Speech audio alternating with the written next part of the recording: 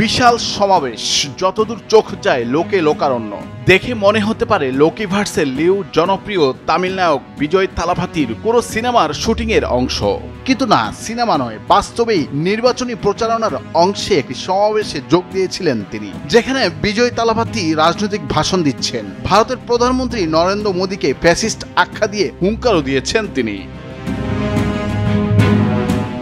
তামিল নায়ক বিজয় থালাপাতির জনপ্রিয়তা কোনো অংশে কম নয়। টানা 8টি 200 কোটির হিট সিনেমা উপহার দিয়েছেন দর্শকদের, যে রেকর্ড সালমান খান কিংবা শাহরুখ খানেরও নেই। তবে এত জনপ্রিয়তা থাকা সত্ত্বেও সেই সিনেমা জগৎ ছেড়ে রাজনীতিতে এসে বাজিমাত বিজয়ের। তামিলনাড়ুর মাদুরাই আসন্ন 2026 সালের বিধানসভা নির্বাচনকে সামনে রেখে প্রচারণায় অংশ নিয়েছেন লিউ খ্যাত এই মেগা স্টার। তার দলের নাম তামিলাগা ভেত্রি কাজাগাম। বিজয়ের হাত ধরে এই দলের সূচনা।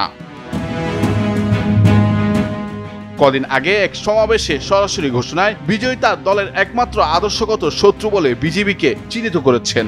একই সঙ্গে ক্ষমতাসীন দল ডিএমকে ও বিজেপির বিরুদ্ধে যুদ্ধ ঘোষণা করেছেন তিনি। সমাবেশে হাজারো সমর্থকদের সামনে বিজয় বলেন, আমাদের একমাত্র আদর্শগত শত্রু হচ্ছে বিজেপি আর রাজনৈতিক প্রতিদ্বন্দ্বী ডিএমকে। তামিলাগা ভেট্টি কাজাগাম কোনো মাফিয়া গোষ্ঠী নয়, বরং এটি এমন একটি শক্তি যারা কোনো দলে ভয় পায় না। আজ আমরা ফ্যাসিবাদী বিজেপি ও বিষাক্ত ডিএমকের বিরুদ্ধে যুদ্ধ ঘোষণা করেছি।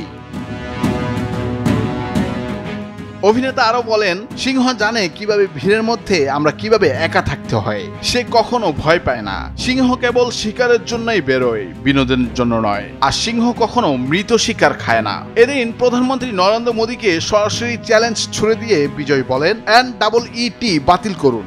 পারবেন কি নরেন্দ্র মোদী? আপনার একঘেয়েমির কারণে আমাদের ছাত্রছাত্রীরা ভুগছে।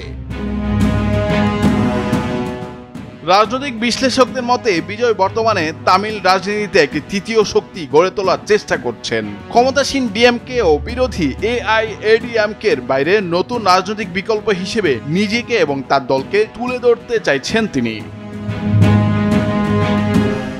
নুরুল আফসার, বৈশাখী সংবাদ।